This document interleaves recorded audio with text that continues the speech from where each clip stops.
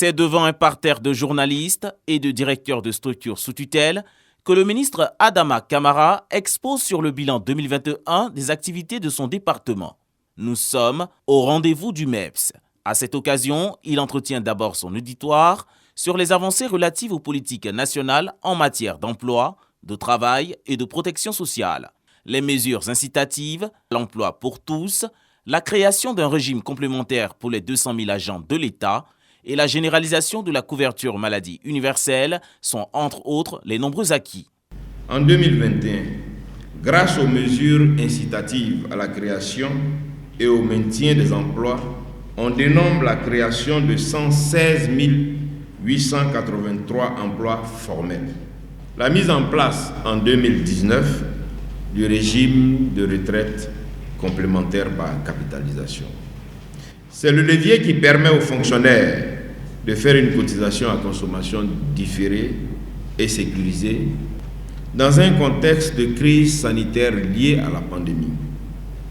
2 085 301 personnes supplémentaires ont été enrôlées à la CMU, portant ainsi le nombre total d'enrôlés à fin décembre 2021 à 3 244 503 assurés.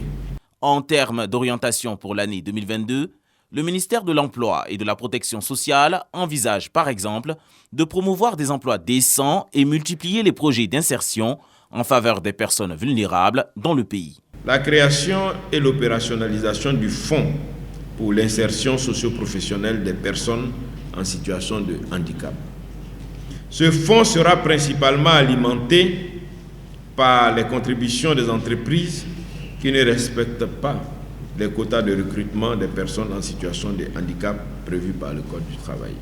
L'insertion de 5 477 jeunes et personnes vulnérables dans les travaux à haute intensité de main-d'œuvre dans le cadre du dispositif de la plateforme de services. Des études sont en cours pour intégrer au panier de soins de la CMU certaines maladies chroniques touchant de plus en plus nos populations, telles que le diabète et l'hypertension artérielle.